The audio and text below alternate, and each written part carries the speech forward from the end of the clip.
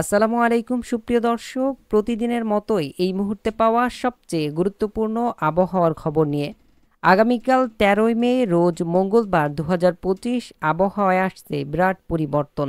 সারা দেশেই বজ্রসহ কালবৈশাখী ঝড়। সেই সাথে আগামী ১৬ তারিখের মধ্যেই বঙ্গোপসাগরে ঘূর্ণিঝড়ের একটি সিস্টেম তৈরি হতে পারে, এমনটাই জানাচ্ছেন বিভিন্ন আবহাওয়া সংস্থা।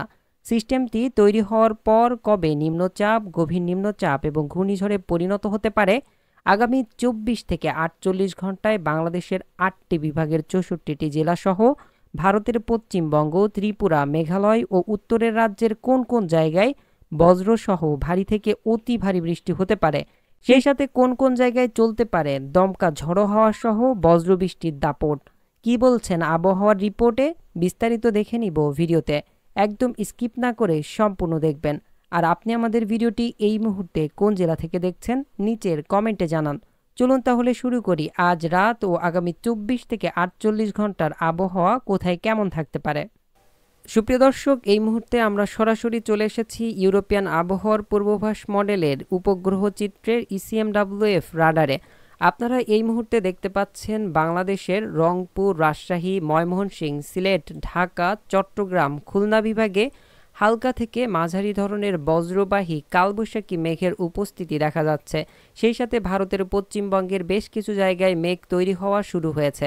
সবথেকে বেশি বজ্রসহ কালবৈশাখীর মেঘ এই মুহূর্তে তৈরি হয়ে গিয়েছে মাঠবাড়িয়া, মির্জাগঞ্জ, জিয়ানগর, কাউখালী, বাগেরহাট, মংলা এবং আশপাশের অঞ্চলগুলোতে মেঘটি গতিপথ দেখা যাচ্ছে। আজ রাতের মধ্যেই এই মেঘের গতিপথ দেখা যাচ্ছে বাড়ার কারণে অনেক জায়গায় বজ্রসহ বৃষ্টিপাতের সম্ভাবনা রয়েছে। কোন কোন অঞ্চলে বৃষ্টি হতে পারে চলুন আমরা এক নজরে দেখি। যেমনটা দেখা যাচ্ছে এই মেঘটির গতিপথ বরিশাল, গৌরনদী, টুঙ্গিপাড়া, মাদারীপুর, এদিকে গোপীনাথপুর, অভয়নগর, খুলনা, শ্রীকণ্ঠপুর, সাতক্ষীরা, শ্যামনগর, এদিকে পাথরঘাটা, কলাপাড়া, চরফ্যাশন, লালমোহন, বুরহানুদ্দিন, ভোলা, এছাড়াও বরিশাল বিভাগের প্রায় অনেক জায়গাতেই এই মেঘটি ছড়িয়ে পড়তে পারে। সেই সাথে দেখা যাচ্ছে শক্তিশালী মেঘ তৈরি হয়েছে সিলেট বিভাগের প্রায় 4টি জেলাতেই দেখা যাচ্ছে শক্তিশালী মেঘ তৈরি হয়েছে। রাতের মধ্যেই বজ্রসহ কালবৈশাখী ঝড়ের সম্ভাবনা রয়েছে। সেই সাথে মেঘালয় রাজ্যের সম্পূর্ণটা জুড়েই দেখা যাচ্ছে বজ্রবাহী মেঘের অবস্থান।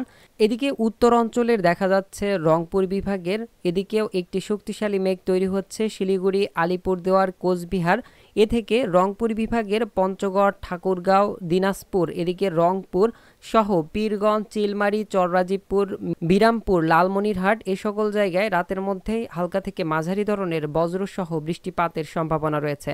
সেই সাথে আমরা দেখতে পাচ্ছি ভারতের পশ্চিমবঙ্গের চন্দননগর, শান্তিপুর, এদিকে একটি মেঘ আস্তে আস্তে শক্তিশালী হয়ে উঠছে।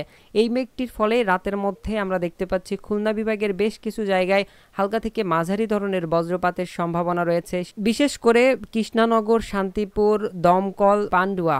খুলনা বিভাগের দামুদা, আলমডাঙ্গা, ঝিনাইদহ, মেহেরপুর, এদিকে চুয়াডাঙ্গা সহ এর আশপাশের জেলাগুলোতে কিছুটা আংশিক মেঘলা আকাশ দেখা যাচ্ছে। সেই সাথে যশোর জেলাতেও আমরা দেখতে পাচ্ছি কিছুটা মেঘের পরিমাণ বাড়ছে এবং এই মেঘটি শক্তিশালী হয়ে উঠলে রাতের মধ্যেই বজ্রসহ কালবৈশাখী ঝড়ের সম্ভাবনা রয়েছে। মধ্য অঞ্চল ঢাকায়ও আমরা দেখতে পাচ্ছি মেঘ আস্তে আস্তে গাঢ় হয়ে উঠছে। এই মেঘের ফলে রাতের মধ্যে ঢাকা বিভাগের ঢাকা এবং নরসিংদী, কাপাসিয়া, কটিয়াদি, নাসিরনগর, ব্রাহ্মণবাড়িয়া, হোমনা, মুন্সিগঞ্জ, এদিকে টাঙ্গাইল, কালিহাতী, ভালুকা, কিশোরগঞ্জ, এই সকল জায়গায় বজ্রসহ হালকা থেকে মাঝারি ধরনের বৃষ্টিপাতের সম্ভাবনা রয়েছে। এদিকে পশ্চিমবঙ্গের দিকে দেখা যাচ্ছে জামশেদপুর, বাড়িপাড়া, জলেশ্বর, এদিক থেকে একটি মেঘের গতিপথ পশ্চিমবঙ্গের দিকে রয়েছে। এই মেঘটি আস্তে আস্তে পশ্চিমবঙ্গের পুরুলিয়া, বানকুড়া, দুর্গাপুর, খগরপুর, কোলাঘাট, আরামবাগ, বর্ধমান, সিউড়ি, নলহাটি, এই সকল জায়গায় রাতের মধ্যে বজ্রবৃষ্টি নিয়ে আসতে পারে। যদি এই মেঘটির গতিপথ এবং যে শক্তি রয়েছে এই মুহূর্তে সেই শক্তি ধরে রাখতে পারে তাহলে। এছাড়া এই মুহূর্তে বঙ্গোপসাগরের মধ্য দিকে আমরা দেখতে পাচ্ছি প্রচণ্ড বজ্রবাহী মেঘ রয়েছে, তবে উপকূলীয় অঞ্চলগুলোতে তেমন কোনো মেঘ কিন্তু এই মুহূর্তে দেখা যাচ্ছে না। বায়ু অ্যানিমেশন থেকে উপকূলীয় এলাকা সহ দেশের মধ্যে কেমন দমকা বাতাস চলছে চলুন দেখি।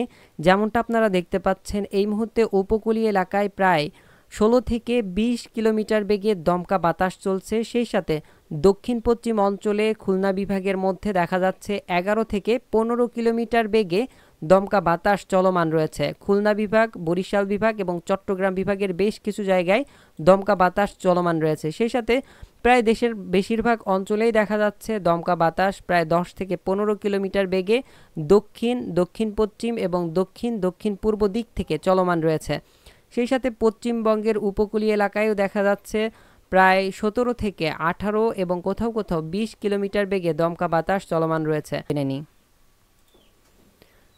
এমন পরিস্থিতিতে মঙ্গলবার সকাল থেকে আবহাওয়া পরিস্থিতি কোথায় কেমন থাকতে পারে আসুন জেনে নিই সংক্ষিপ্তভাবে।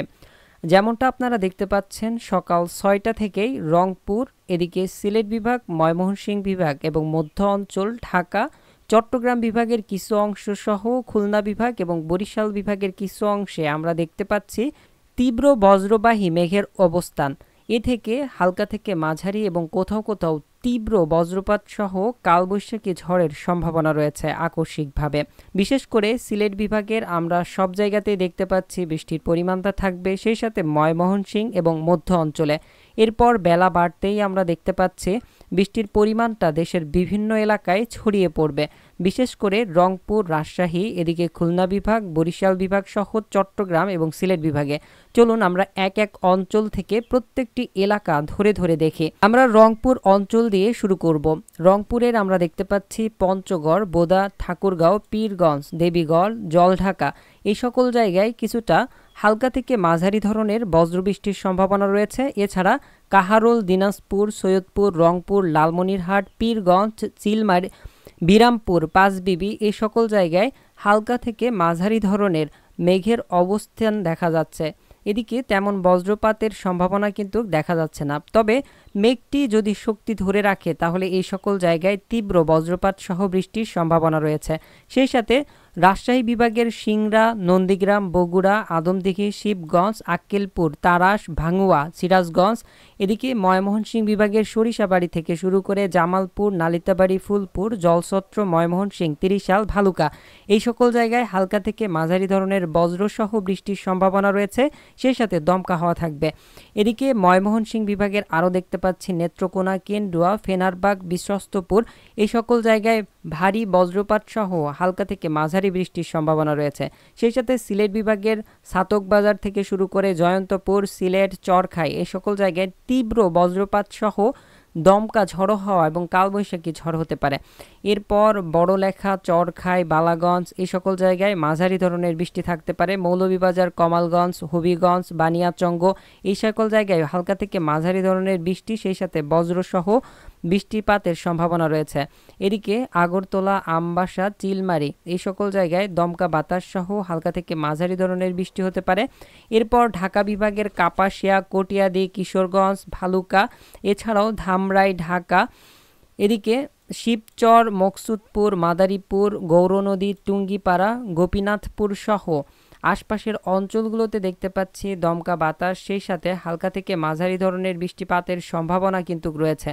এরপর আমরা চলে আসব বরিশাল বিভাগের দিকে। বরিশাল বিভাগের বরিশাল থেকে শুরু করে আখাউড়া, জিয়ানগর, মির্জাগঞ্জ, মাঠবাড়িয়া, এদিকে ভোলা, বোরহানউদ্দিন, লালমোহন, এটা কিন্তু দুপুরের পর থেকে হওয়ার সম্ভাবনা রয়েছে। দুপুর 1টার পরে হালকা থেকে মাঝারি ধরনের বজ্রবাহী মেঘ তৈরি হবে এবং বেশ কিছু জায়গায় বজ্রসহ তীব্র বজ্রসহ বৃষ্টির সম্ভাবনা রয়েছে। শেষের মধ্যে দেখতে পাচ্ছি আরও একটি শক্তিশালী মেঘ তৈরি হতে পারে, যেটা থেকে সাতক্ষীরা, খুলনা, লোহাগাড়া, যশোর, শৈলকুপা, মেহেরপুর, চুয়াডাঙ্গা, এই দিকেও মেঘটি প্রবাহিত হতে পারে। এতে করে তীব্র বজ্রপাত সহ বৃষ্টিপাতের সম্ভাবনা রয়েছে। সেই সাথে ঢাকা বিভাগের ঢাকা, ধামরাই, দোহার, নগরপুর, বাহ, কাপাসিয়া, টাঙ্গাইল, কালিহাতী, সব জায়গাতেই দেখতে পাচ্ছি তীব্র বজ্রপাত সহ বৃষ্টিপাতের সম্ভাবনা রয়েছে। মঙ্গলবার চট্টগ্রাম বিভাগেরও বেশ কিছু জায়গায় দীঘিমালা থেকে শুরু করে খাগড়াছড়ি, লংদুধ, রাঙামাটি, ফটিকছড়ি উপজেলা, মানিকছড়ি সহ আশপাশের উপজেলাগুলোতে দেখা যাচ্ছে হালকা থেকে মাঝারি ধরনের বৃষ্টি এবং সেই সাথে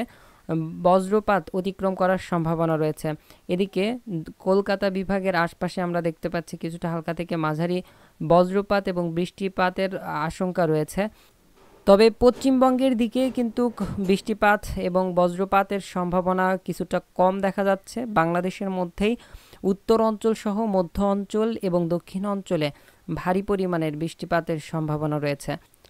চলুন এবার আমরা বঙ্গোপসাগরে ঘূর্ণিঝড়ের বিষয়ে কিছু আপডেট জেনে নিই। যেমনটা আপনারা দেখতে পাচ্ছেন এই মুহূর্তে বঙ্গোপসাগরে কোনো প্রকার সিস্টেম এখনও তৈরি হয়নি, তবে আগামী 16 তারিখ নাগাদ একটি সিস্টেম তৈরি হতে পারে।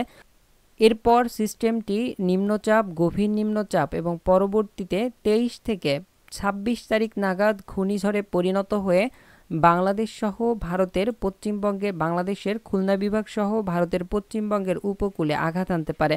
পরবর্তীতে এই ঘূর্ণিঝড়টি কোন দিকে দিক পরিবর্তন করতে পারে কিনা, কোন দিকে যেতে পারে, সব বিষয়ে আমাদের চ্যানেল থেকে আপডেট আসতে থাকবে।